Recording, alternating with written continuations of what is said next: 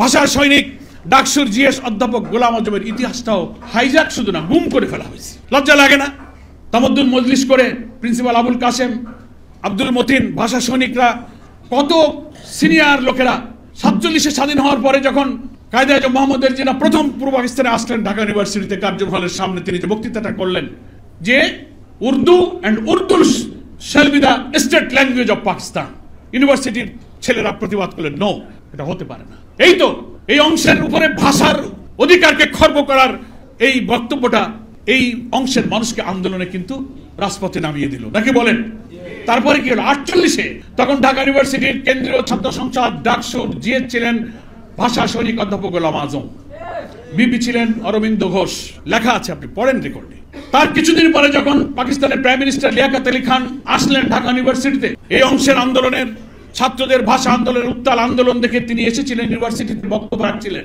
তখন লিয়াকত আলী খানের কাছে একটা মেমোরেন্ডাম, একটা স্মারকলিপি দিয়ে ঢাকা বিশ্ববিদ্যালয়ের ছাত্র সংসদের পক্ষ থেকে ভাষার দাবির কথা, এই অংশের মানুষের স্বাধিকারের কথা তুলে ধরার সিদ্ধান্ত হয়েছিল। সেই স্মারকলিপিটা ড্রাফট করেছিলেন মরহুম বিচারপতি আব্দুর রহমান, তখন ঢাকা বিশ্ববিদ্যালয়ের কৃতি ছাত্র অধ্যাপক গোলাম আজমের ঘনিষ্ঠ বন্ধু ছিলেন জাস্টিস আব্দুর রহমান। আর ঢাকা বিশ্ববিদ্যালয়ের ডাকসুর জিএস হিসেবে সেই স্মারকলিপি অধ্যাপক গোলাম আজম নিজেই পাঠ করেছিলেন এবং লিয়াকত আলী খানের কাছে হস্তান্তর করেছিলেন। চকবাজারে 48 সালের তামাদ্দুন মজলিস সহ ভাষার অধিকারের দাবিতে যখন আন্দোলনের সূচনা হলো, চকবাজার এলাকায় লিফলেট বিলি করতে গিয়ে অধ্যাপক গোলাম আজম গ্রেফতার হয়েছিলেন। তো আজকের ইতিহাসগুলোতে ভাষা আন্দোলনের কত আর্টিকেল, কত বই, কত কি, এগুলো তো বলাই হয় না। আর ডাকসুর জিএস এর তালিকা থেকে গোলাম আজমের নামটাই মুছে ফেলা। এখন বাংলাদেশের কোন বুদ্ধিজীবী ভাষা সৈনিক, অনেকে চলে গেছেন, এই কথাটা, এই সত্যটা কেন বলেন না? মৃত্যু ভয়হীন চেতনা নিয়ে যারা রাজপথের হলে হলে সংগ্রাম করেছে, লড়াই করেছে, গুলির মুখে জীবন দিয়েছে, ইতিহাস লেখার সময় ভুল লিখতে পারবে, মিথ্যা লিখতে পারবে, কিন্তু বেঁচে থাকা ওই মানুষের স্মৃতি আর চিন্তাকে তুমি পরিবর্তন করতে পারবে না। এটাই হচ্ছে কিন্তু আসল সত্য। যারা সত্যকে এড়িয়ে চলতে চায়, সত্যকে অস্বীকার করতে চায়, আর নিজেরা কোনো কাম না করে মুসলিম জাতিসত্তা, ইসলামী আদর্শ ঐতিহ্যের ধারক বাহক যারা, তাদের যে কোনো কৃতিত্ব হাইজ্যাক করে এরা কমিউনিস্ট বামপন্থী নাস্তিকদের ঘাড়ে তারা নিয়ে যেতে চায়। এই অপরিণামদর্শী যাত্রা থেকে আমাদের সভ্যতা, আমাদের বাংলাদেশ, আমাদের প্রজন্মকে রক্ষা করা হচ্ছে। আমাদের এখনকার এই জুলাই অভ্যুত্থানের নতুন উত্তরাধিকার, এই মুগ্ধ সাহিত্যের যারা উত্তরাধিকার, সেই নতুন প্রজন্মের অপ্রতিরোধ্য বাংলাদেশের এটা দায়িত্ব হয়ে পড়েছে এই সমস্ত রামবামদের হাত থেকে ইতিহাস বিকৃতিকে রক্ষা। জুলাই গণ অভ্যুত্থান বলি, ইতিহাসের আমি বলবো অত্যন্ত নিষ্ঠুর, নির্দয়, বর্বরতম পতিত ফ্যাসিস্ট এবং স্যাজিস্ট শেখ হাসিনা সেই গণ অভ্যুত্থানের মধ্য দিয়ে কিন্তু তাকে দুনিয়ার সমস্ত ফ্যাসিস্টের পতনের ইতিহাসে এক লজ্জাস্কর ইতিহাস তৈরি করে বাংলাদেশ থেকে তাকে পালিয়ে যেতে হয়েছে। ফলে এই 69, 90 আর 24 তিনটা গণ অভ্যুত্থানে শাসকের পরিবর্তন হয়েছে। আপনারা জানেন সরকার পরিবর্তনের সাধারণত 3টা পদ্ধতি থাকে। গণতান্ত্রিক বিশ্বে এই পদ্ধতি মেনটেন করা হয়। একটা হচ্ছে নির্বাচনের মাধ্যমে, জনগণের ভোটের মধ্য দিয়ে আমি একটা সরকারকে চাই না, জনগণের রায় মেনে নিলে, সেখানে যদি ডেমোক্রেসি থাকে, ফ্রি ফেয়ার ক্রেডিবল ইলেকশনের পরিবেশ থাকে, জনগণের রায়ের প্রতি শ্রদ্ধা দেখিয়ে অনেক স্বৈর শাসক, অনেক অত্যাচারী শাসক বিদায় নেয়। এটা একটা সিস্টেম। অনেক দেশে পার্লামেন্টারি সিস্টেম অফ ডেমোক্রেসি আছে, যার পথ ধরে শাসকের পরিবর্তন হতে পারে। আর একটা পদ্ধতি হচ্ছে গণবিপ্লব, যেটা কোনো আদর্শের ভিত্তিতে মানুষের চিন্তা, কর্ম, গোটা প্রশাসন এবং চিন্তা দর্শনের গোটা পরিবর্তনের জন্য একটা ব্যাপক বিক্ষোভ আন্দোলন হয়, যে আন্দোলনে সেই সমাজের রাষ্ট্রযন্ত্রের, সাধারণ মানুষের, নাগরিকের, এভরি সেক্টর এবং এভরি সেক্টরের সমস্ত জনগণ কিন্তু সেই আন্দোলনে সামিল হয়ে সেই চিন্তা, সভ্যতা, দর্শন, শিক্ষা, সংস্কৃতির সবকিছুর শিকড়কে পরিবর্তনের টার্গেট করে একটা বিপ্লব পরিবর্তন হয়, সেটা একটা গণবিপ্লব হয়। আর একটা হচ্ছে গণ অভ্যুত্থান, কোন একটা ইস্যুকে কেন্দ্র করে রাজনৈতিক দল অথবা ছাত্র আন্দোলন যদি এমন একটা পরিস্থিতি তৈরি করতে পারে, সারা দেশের সব শ্রেণী পেশার মানুষ একটা সার্বজনীন আন্দোলনের রূপ নিয়ে কোনো একটা বিষয়তে একটা অন্যায় অসত্যের বিরুদ্ধে সংগ্রাম, একটা দাবির বিরুদ্ধে আন্দোলন করে, সেখানেও একটা কিন্তু পরিবর্তন ঘটে, যেটা ঘটেছে আমাদের 24-এর গণ অভ্যুত্থান। আমরা এটাকে এখনো বিপ্লব বলি না। কেন বিপ্লব বলি না? কারণ এই বিপ্লব তখনই আমরা এটাকে বলতাম, এই গণ অভ্যুত্থানের মধ্য দিয়ে নতুন অর্জিত যে বাংলাদেশ, শাসকের পরিবর্তনের পরে প্রশাসন, রাষ্ট্র সংস্কার, শিক্ষা, সংস্কৃতি, মানুষের মনস্তাত্ত্বিক অবস্থার সর্ব জায়গায় যে সার্বজনীন পরিবর্তন প্রয়োজন ছিল, আমরা অভ্যুত্থান হয়েছে, শাসকের পরিবর্তন হয়েছে, কিন্তু মানুষের মনস্তাত্ত্বিক, সভ্যতার, রাজনীতির, শিক্ষার, চিন্তার, চরিত্রের কোনো পরিবর্তন আমরা করতে পারি। সেই কারণে এটাকে আমরা অভ্যুত্থান পর্যন্তই বলি, আমরা এখানে গণ বিপ্লব আমরা এখনো বলিনি। বিপ্লব হয়েছিল ইরানে, রেজা শাহ পাহাল মিশরের শাসকের বিরুদ্ধে ইরানের বিপ্লবী জনগণ, তাদের সাথে আমাদের আদর্শিক আকিদাগত পার্থক্যের ভিন্নতা আলাদা, কিন্তু আমি বলছি রেভলিউশনের স্পিরিটটা ইরানি জনগণ এমনভাবে বুলেট, গুলি, অনেক স্বৈর শাসকের পরাশক্তির বিরুদ্ধে এমনভাবে তারা রাস্তায় নেমে গেল, ইরানের সভ্যতা, ইরানের শিক্ষা, ইরানের সংস্কৃতি, ইরানের তামাদ্দুন সবকিছুকে বদলে দিয়ে ইরান কিন্তু সেই ৭৯ বিপ্লবের পর থেকে আজ ২০২৪ পর্যন্ত একই চিন্তা আদর্শ ধারকের উপরে গোটা রাষ্ট্র প্রশাসন যন্ত্র তার মনস্তাত্ত্বিক পরিবর্তন হয়ে ইরান কিন্তু বিশ্বের বুকে মাথা উঁচু করে দাঁড়িয়ে আছে। এটাকেই বলে একটা বিপ্লব। তো আমরা আজকে প্রবন্ধকর ৫২ থেকে নিয়ে ২৪ পর্যন্ত বলেছেন, যত অভ্যুত্থান হয়েছে, যত পরিবর্তন, সেটা শাসকের হোক, চিন্তার হোক, রাজনীতির হোক, অত্যাচারী শাসকের হোক, এই পরিবর্তনের পেছনে যে শক্তি, সেই শক্তিকে তিনি প্রবন্ধকর অপ্রতিরোধ্য বাংলাদেশ নাম দিয়ে সেই অভ্যুত্থানের শক্তিকে তিনি চিহ্নিত করেছেন, চিন্তিত করেছেন। এটা হচ্ছে অপ্রতিরোধ্য বাংলাদেশ। অপ্রতিরোধ্য আমরা কাকে বলি? যা প্রতিরোধ করা যায় না, যাকে ঠেকানো যায় না, যাকে বাধা দেয়া যায় না। ঠিকই ৬৯-এর বাংলাদেশকে স্বৈরাচার আইয়ুব সরকার কিন্তু বাধা দিতে পারেনি। ৯০-ও কিন্তু স্বৈরাচারী এরশাদ সেদিনকার রাস্তাঘাটে অত্যাচারী শাসকের বিরুদ্ধে যে মুষ্টিবদ্ধ বাহুতে মানুষের স্লোগানে উচ্চারিত যে স্লোগান, এক দফা এক দাবি, এরশাদ তুই কবে যাবে, ব্যাপক জনগণের আন্দোলন, সচিবালয় থেকে সচিবরা নেমে এসেছে, সেনাবাহিনী, পুলিশ, রাইফেল, অস্ত্র নীরবে দাঁড়িয়ে থেকে জনগণকে রাস্তায় স্যালুট দিয়েছে। এটা একটা গণ অভ্যুত্থান ছিল। এটার নাম হচ্ছে অপ্রতিরোধ্য। যে বিপ্লবের চেতনা, যে বিপ্লবের গতিধারা, যে বিপ্লবের প্রবাহকে কখনো বাদ দিয়ে আটকানো যায় না। বাদ যত দাও, সে বাদ আন্দোলনের তুমুল ধাক্কায় বাদ ভেঙে চুরমার হয়ে যায়। এটাকে বলা হয় অপ্রতিরোধ। এবং ২৪শে জুলাইয়ের গণ অভ্যুত্থানে কিন্তু আমরা সেই দৃশ্যই কিন্তু দেখেছি। কি অবিস্মরণীয়, বিস্ময়কর দৃশ্য। বাংলাদেশের সব গণ অভ্যুত্থান, সব পরিবর্তন, সব আন্দোলনের ইতিহাসকে ম্লান করে দিয়ে আমাদের সোনার ছেলেরা, ২০০০ তরুণ ছাত্রের জীবন, প্রায় ৩০,০০০ ছাত্র জনতার ক্ষত বিক্ষত আহত হওয়ার চিহ্ন নিয়ে যারা বেঁচে আছেন, তারা যে বিরল দৃষ্টান্ত দুনিয়াতে স্থাপন করেছেন, এরকম দেখা যায় না। একটা ছোট্ট শিশু কোলে নিয়ে মা আন্দোলনের রাজপথে নেমে এসেছেন, বৃদ্ধা নেমে এসেছেন, একজন ভিক্ষুক কাজের মেয়ে বাড়ি থেকে শরবত বানিয়ে বোতলে বোতলে করে আন্দোলনের সংগ্রামী নেতাদেরকে পানি পান করাচ্ছে। পানির কার্টুন নিয়ে নিয়ে মুগ্ধদের মতো তার উত্তরসূরীরা রাস্তায় রাস্তায় পিপাসার্ত, তৃষ্ণার্ত আন্দোলনকারীদেরকে পানি পান করাচ্ছে। বাড়ি থেকে, দোতলা থেকে, তিনতলা থেকে নানান রকম সাহায্য নিয়ে রাজপথে লক্ষ লক্ষ মানুষ একাকার হয়ে গেছে। এই আন্দোলন কোনো দলের ছিল না, কোনো শ্রেণীর ছিল না, কোনো গোষ্ঠীর ছিল না। এই আন্দোলনের দৃশ্য দেখে মানুষ ভাবছিল এবার কিছু একটা হবে। কি বলেন, ঠিক কিনা?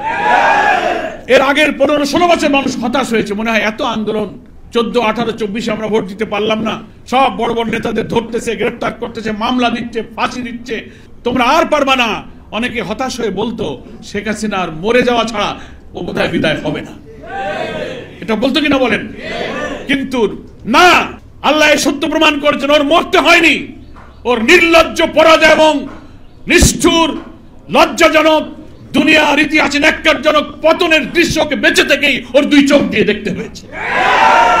মর্মে মর্মে বিবেকের দংশন করে তার মর্মে মর্মে যন্ত্রণা তৈরি করার জন্য আল্লাহ তাকে বাঁচিয়ে রেখেছেন। মৃত্যু হলে তো সে দেখতে পেত না।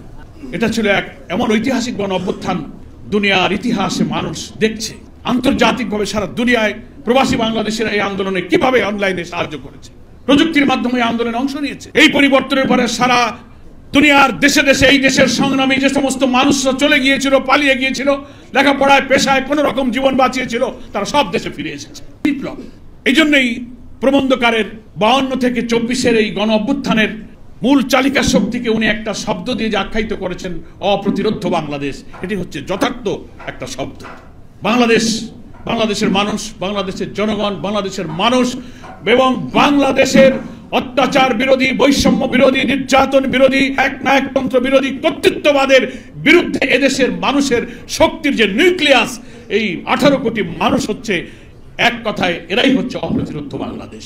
24-এর ইতিহাস, দীর্ঘ ইতিহাস, এর উপরে কত বই লেখা যাবে, কত লিখছেন, আর্টিকেল লিখছেন, এডিটোরিয়াল লিখছেন, পোস্ট এডিটোরিয়াল লিখছেন, আরো অনেক ইতিহাস যুগ যুগ ধরে লেখা হবে।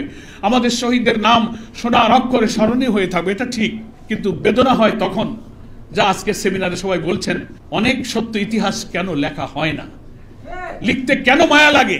আপনাদের বিবেকে কি কোনো দংশন নেই?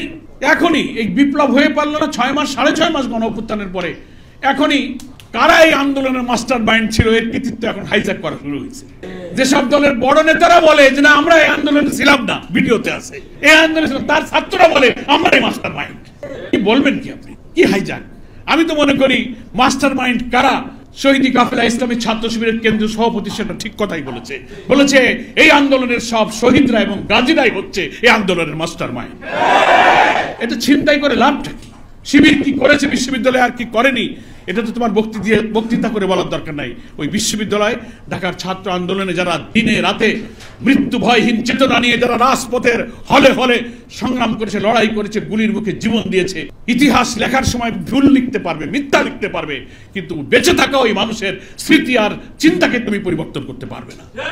এটাই হচ্ছে কিন্তু আসল সত্য। ফলে এই কৃতিত্ব হাইজ্যাক করার দরকার নাই। তেমনি ভাষা আন্দোলনের ইতিহাসেও ভাষা সৈনিক ডাকসুর জিএস অধ্যাপক গোলাম আজমের ইতিহাসটাও হাইজ্যাক শুধু না, গুম করে ফেলা হয়েছে। লজ্জা লাগে না? তামাদ্দুন মজলিস করে প্রিন্সিপাল আবুল কাসেম, আব্দুল মতিন, ভাষা সৈনিকরা, কত সিনিয়র লোকেরা 47-এ স্বাধীন হওয়ার পরে যখন কায়েদে আজম মোহাম্মদ জিনা প্রথম পূর্ব পাকিস্তানে আসলেন, ঢাকা ইউনিভার্সিটিতে কার্জন হলের সামনে তিনি যে বক্তৃতাটা করলেন যে Urdu and Urdu shall be the state language of Pakistan, ইউনিভার্সিটির ছেলেরা প্রতিবাদ করলেন নো, এটা হতে পারে না। এই তো এই অংশের উপরে ভাষার অধিকারকে খর্ব করার এই বক্তব্যটা এই অংশের মানুষকে আন্দোলনে কিন্তু রাজপথে নামিয়ে দিল, নাকি বলেন? তারপরে কি হলো 48-এ? তখন ঢাকা ইউনিভার্সিটির কেন্দ্রীয় ছাত্র সংসদ ডাকসুর জিএস ছিলেন ভাষা সৈনিক অধ্যাপক গোলাম আজম, বিপি ছিলেন অরবিন্দ ঘোষ, লেখা আছে, আপনি পড়েন রেকর্ডে। তার কিছুদিন পরে যখন পাকিস্তানের প্রাইম মিনিস্টার লিয়াকত আলী খান আসলেন ঢাকা ইউনিভার্সিটিতে, এই অংশের আন্দোলনের ছাত্রদের ভাষা আন্দোলনের উত্তাল আন্দোলন দেখে তিনি এসেছিলেন ইউনিভার্সিটিতে বক্তব্য রাখছিলেন। তখন লিয়াকত আলী খানের কাছে একটা মেমোরেন্ডাম, একটা স্মারকলিপি দিয়ে ঢাকা বিশ্ববিদ্যালয়ের ছাত্র সংসদের পক্ষ থেকে ভাষার দাবির কথা, এই অংশের মানুষের স্বাধিকারের কথা তুলে ধরার সিদ্ধান্ত হয়েছিল। সেই স্মারকলিপিটা ড্রাফট করেছিলেন মরহুম বিচারপতি আব্দুর রহমান, তখন ঢাকা বিশ্ববিদ্যালয়ের কৃতি ছাত্র অধ্যাপক গোলাম আজমের ঘনিষ্ঠ বন্ধু ছিলেন জাস্টিস আব্দুর রহমান। আর ঢাকা বিশ্ববিদ্যালয়ের ডাকসুর জিএস হিসেবে সেই স্মারকলিপি অধ্যাপক গোলাম আজম নিজেই পাঠ করেছিলেন এবং লিয়াকত আলী খানের কাছে হস্তান্তর করেছেন। চকবাজারে 48 সালের তামাদ্দুন মজলিস সহ ভাষার অধিকারের দাবিতে যখন আন্দোলনের সূচনা হলো, চকবাজার এলাকায় লিফলেট বিলি করতে গিয়ে অধ্যাপক গোলাম আজম গ্রেফতার হয়েছিলেন। তো আজকের ইতিহাসগুলোতে ভাষা আন্দোলনের কত আর্টিকেল, কত বই, কত কি, এগুলো তো বলাই হয় না। আর ডাকসুর জিএস এর তালিকা থেকে গোলাম আজমের নামটাই মুছে ফেলা। এখন বাংলাদেশের কোন বুদ্ধিজীবী, ভাষা সৈনিক অনেকে চলে গেছেন, এই কথাটা, এই সত্যটা কেন বলেন না? একজন বক্তা আজকে সেমিনারে সত্যই বলেছেন, তারা হচ্ছে এরাই যারা সত্যকে এড়িয়ে চলতে চায়, সত্যকে অস্বীকার করতে চায়, আর নিজেরা কোনো কাম না করে মুসলিম জাতিসত্তা, ইসলামী আদর্শ ঐতিহ্যের ধারক বাহক যারা, তাদের যে কোনো কৃতিত্ব হাইজ্যাক করে এরা কমিউনিস্ট বামপন্থী নাস্তিকদের ঘাড়ে তারা নিয়ে যেতে চায়। এই অপরিণামদর্শী যাত্রা থেকে আমাদের সভ্যতা, আমাদের বাংলাদেশ, আমাদের প্রজন্মকে রক্ষা করা হচ্ছে। আমাদের এখনকার এই জুলাই অভ্যুত্থানের নতুন উত্তরাধিকার, এই মুগ্ধ সাহিত্যের যারা উত্তরাধিকার, সেই নতুন প্রজন্মের অপ্রতিরোধ্য বাংলাদেশের এখন এটা দায়িত্ব হয়ে পড়েছে এই সমস্ত রামবামদের হাত থেকে ইতিহাস বিকৃতিকে রক্ষা। ঢাকা ছিল বাংলা সাহিত্য, ভাষা এবং সংস্কৃতির রাজধানী। যখন আমরা আলাদা হয়ে বাংলাদেশ হয়ে গেলাম, এক শ্রেণীর বুদ্ধিজীবীরা, কলকাতা কেন্দ্রিক কবি সাহিত্যিকরা তখন কলকাতাকে বাংলা ভাষার রাজধানী এবং সাহিত্যের রাজনীতি, সঙ্গীতের রাজনীতি করে তারা সেটা প্রচার করতে লাগলো। এখানকার শিল্পী সাহিত্যিকরা কলকাতায় গিয়ে মনে হয় যেন মধুচন্দ্রিমায় গিয়েছে। ওই যে তসলিমা নাসরিন বলেছে যে 47-এর সীমানাটা রাবার দিয়ে তুলে দিয়ে দুই বাংলাকে এক করে ফেলো। ওনারা অখণ্ড বাংলার স্বপ্ন দেখেন। আমাদের 55,126 বর্গমাইলের সীমানাটা ওনাদের পছন্দ হয় না। ওনারা নেহেরু ডক্টরিনের যে স্বপ্ন, অখণ্ড ভারতের স্বপ্ন এখনো দেখেন। ভারতের নতুন লোকসভার যে ভবন করা হয়েছে, সেই ভবনে যে মানচিত্রে স্থাপন করা, যে সেখানে বাংলাদেশ, আসাম সহ সেই এক বিশাল অংশ নিয়ে এমন করে মানচিত্র রেখে দেওয়া হয়েছে, এগুলো প্রমাণ করে বাংলাদেশের বিরুদ্ধে আধিপত্যবাদী শক্তি ভারতকে দেশ হিসেবে আমরা শত্রু মনে করি না, রাষ্ট্র হিসেবে আমরা শত্রু মনে করি না, ভারতের জনগণকে শত্রু মনে করি না, কিন্তু ভারতের এখন ক্ষমতাসীন যে শাসক বিজেপি, চরম সাম্প্রদায়িক কর্তৃত্ববাদী একটা প্রতিক্রিয়াশীল শক্তি হচ্ছে সেই বিজেপি। তারাই এদেশের মুসলিম জাতিসত্তার বিরুদ্ধে, ইসলামী শক্তির বিরুদ্ধে, ইসলামী মূল্যবোধের বিরুদ্ধে, আমাদের অখণ্ডের স্বাধীন সীমানার বিরুদ্ধে ওরাই সবসময় ষড়যন্ত্র করে। আর এই দেশে আধিপত্যবাদের কিছু দোসর আছে, ফ্যাসিস্টের কিছু দালাল আছে, কিছু সেবাদাস আছে, ওখানকার খুদকুড়ো খায়, পেইড বুদ্ধিজীবী, পেইড এডিটর, কিছু মিডিয়া হাউস আছে, নানান দিক থেকে তাদের মান্না সালোয়া আসে আর ওখানকার গুণগান গায়। বাংলাদেশের যত গণমাধ্যম, সাংবাদিকতা যারা করছেন তারা আপনারা আমাদের ভাই, এদেশের নাগরিক, আপনারা দেশপ্রেমিক, আমরা বিশ্বাস করি। কিন্তু আপনাদের কোনো ভূমিকা, কোনো কথা, কোনো লেখনী, কোনো কথা যদি আধিপত্যবাদী শক্তির পক্ষে যায়, যারা আমাদের স্বাধীন সীমানাকে বরদাস্ত করে না, আমাদের পানি দিতে চায় না, আমাদের বর্ডার কিলিং করে, কানেক্টিভিটির নামে আমাদের রাস্তার উপর দিয়ে, দেশের বুকের উপর দিয়ে তারা অন্যায়ভাবে তাদের অসৎ উদ্দেশ্য চরিতার্থ করতে চায়, হাজার হাজার লক্ষ লক্ষ কোটি টাকার বাণিজ্য বৈষম্যের মধ্য দিয়ে তারা তাদের অর্থনীতি, রাজনীতি, ব্যবসা সবকিছু তাদের মর্জিতে আমাদের চলতে হবে। আর আপনাদের লেখনীতে যদি তাদের ইচ্ছা পূরণ হয়, বুঝতে হবে আপনারা কাদের সেবাদাস, কাদের দোসর। এই ব্যাপারে দেশপ্রেমিক হতে হবে গণমাধ্যমকে। বিদেশে বন্ধু থাকবে আমাদের, কিন্তু বিদেশে আমাদের কোনো প্রভু থাকবে না। আমাদের প্রধানমন্ত্রী কে হবে, নির্বাচনে কে যাবে আর যাবে না তা যদি একটা দেশের পররাষ্ট্র সচিব এসে এখানে উকালতি করে, এরা কি বন্ধু? এরা হচ্ছে শত্রু, এরা প্রভুত্বের ভূমিকা পালন করে। প্রফেসর ডক্টর ইউনূস একজন নোবেল বিজয়ী, একজন দেশপ্রেমিক আমরা মনে করি। তিনি ক্ষমতা দখল করে দেশ শাসনের আকাঙ্ক্ষা নিয়ে এখানে আসেননি। এই লোকটার মাথা যেন নষ্ট করা না হয়, চারিদিকে যারা ঘিরে থেকে তাকে কেন্দ্র করে যার যার পারপাস সার্ভ করার কাজে ব্যস্ত আছেন, তাদেরকে দেশ এবং জাতির দিকে তাকাতে বলবো। 18 কোটি মানুষের জুলাই অভ্যুত্থানের অপ্রতিরোধ্য বাংলাদেশের শক্তির দিকে তাকে লক্ষ্য করতে বলবো। খুব সাবধান থাকবেন। আপনারা বাংলাদেশকে আর আমাদের মাঝ থেকে ছিনিয়ে নিতে পারবেন না, আমাদের এই সীমানাকে আপনারা আর ছিনিয়ে নিতে পারবেন না, আমাদের স্বাধীনতা, আমাদের অখণ্ডতাকে আপনারা আর দখল করতে পারবেন না। বারবার গণ অভ্যুত্থানে দেশের মানুষ যেমন জেগে উঠেছে, আমি মনে করি 40-এর গণ অভ্যুত্থানের পরে, 24-এর গণ অভ্যুত্থানের পরে যে নতুন বাংলাদেশের স্বপ্ন আমরা দেখছি, যে বাংলাদেশে অভাব অনটন থাকবে না, দুঃখ থাকবে না, দারিদ্র্য থাকবে না, অন্নহীনের কান্না, বস্ত্রহীনের মর্ম ব্যথা, নিরাশ্রয়ের আকুতি, অর্থনৈতিক শোষণ, জুলুম, আদালতের আইন, আদালতের সুবিচার, প্রত্যেক মানুষের যে হক অধিকার, ছাত্রদের রাজপথ কাঁপানো যে স্লোগান উই ওয়ান্ট জাস্টিস, সেই সুবিচারের বাংলাদেশ, এটাই হচ্ছে আমাদের স্বপ্নের বাংলাদেশ। আগামী দিনের নতুন অবাধ নির্বাচনের মধ্য দিয়ে আমরা সেই বাংলাদেশ গড়তে চাই। এই বাংলাদেশ গড়ার পেছনে কোন কারিগররা যেন প্রফেসর ইউনূসকে আপনারা মাথা নষ্ট করে ভুল বুঝিয়ে আরেকটি সেবাদাসের দাসত্বের দিকে নিয়ে যাওয়ার চক্রান্ত আপনারা দয়া করে করবেন না। এই দেশ আমরা কম খাই, কম পড়ি, ধনী হই, গরিব হই, আমরা আমাদের স্বাধীন সত্তা নিয়ে মাথা উঁচু করে দুনিয়ার সামনে আমরা দাঁড়িয়ে থাকবো। দেশের জনগণকে আমি আজকের এই সেমিনার থেকে আহ্বান জানাবো, সততা, নিষ্ঠা, দেশপ্রেম, ষড়যন্ত্রের ঊর্ধ্বে থেকে আসুন। জামাত ইসলামের এই নতুন বাংলাদেশের ডাকে সাড়া দিয়ে বাংলাদেশের কোটি কোটি তরুণ সমাজ যারা আগামী দিনে দেশ চালাবে, আমাদের আমিরে জামাত বলেছেন, তরুণরা তোমরা এগিয়ে আসো, এই দেশের দায়িত্ব তোমাদেরকে আমরা দেব। জনগণ যদি রাষ্ট্রের দায়িত্ব জামাত ইসলামীকে দেয়, জামাত ইসলামী শাসক হবে না, জামাত ইসলামী সেবক হিসেবে দায়িত্ব পালন করবে। সেখানে নেতৃত্ব দেবে আমাদের তরুণ এবং এই যুব সমাজ। এই অভ্যুত্থানের পরে আমাদের আরেকটি মনস্তাত্ত্বিক বিপ্লব প্রয়োজন হবে। বিপ্লব মানে হচ্ছে পরিবর্তন, রেভলিউশন। বিপ্লব মানে আমরা সব গাবড়ে যাই, মানে আবার বোধহয় আরেকটা মারামারি, কাটাকাটি। নো, এই যে বিপ্লব আমরা মনে করি যে পরিবর্তন, মানুষের চিন্তা, আদর্শ এবং কর্মের পরিবর্তন, এটাই হচ্ছে একটা বিপ্লব, এটা একটা পরিবর্তন, এটা একটা complete change of the society. গোটা সমাজের আদর্শের পরিবর্তন, দৃষ্টিভঙ্গির পরিবর্তন, চরিত্রের পরিবর্তন, নৈতিকতার পরিবর্তন, রাষ্ট্রযন্ত্রের পরিবর্তন, বিচার ব্যবস্থার পরিবর্তন, শিক্ষানীতির পরিবর্তন, complete change, that is called revolution. সেই বিপ্লবটা হবে রক্তপাতহীন বিপ্লব, ব্লাডলেস রেভলিউশন। মক্কায় যে বিপ্লব করেছিলেন প্রিয় নবী মুহাম্মদ মুস্তাফা সাল্লাল্লাহু আলাইহি ওয়াসাল্লাম, ইতিহাস বলে এই বিপ্লবই ছিল দুনিয়ার একটা রক্তপাতহীন ব্লাডলেস রেভলিউশন। সামনে একটা ব্লাডলেস, রক্তপাতহীন নতুন বিপ্লব চাই, যে বিপ্লব হবে বাংলাদেশের মনস্তাত্ত্বিক বিপ্লব, সাইকোলজিক্যাল রেভলিউশনের মধ্য দিয়ে আমরা মানুষের চিন্তা, আদর্শ, মননকে পরিবর্তন করে আমাদের সুখী সমৃদ্ধশালী সোনার বাংলা আমরা ইনশাআল্লাহ গড়ব। আজকের এই সেমিনারে সকলকে ধন্যবাদ জানিয়ে, মোবারকবাদ জানিয়ে, ভাষা সৈনিকদের জন্য আল্লাহ তাআলার কাছে মাগফিরাতের জন্য কামনা করে, সকল অভ্যুত্থানে যারা দেশকে ভালোবেসে জীবন দিয়েছেন তাদের জন্য আল্লাহর কাছে কল্যাণ কামনা করে, আহত, অসুস্থ জুলাই যোদ্ধাদের সুস্থতা আরোগ্য কামনা করে আমাকে আজকের এই সেমিনারে দুটি কথা বলার জন্য সুযোগ দেওয়ার জন্য জামাত ইসলামী ঢাকা মহানগরীকে ধন্যবাদ জানিয়ে আমি আমার বক্তব্য শেষ করছি। আল্লাহ হাফেজ। বাংলাদেশ জিন্দাবাদ। জামাত ইসলামী জিন্দাবাদ।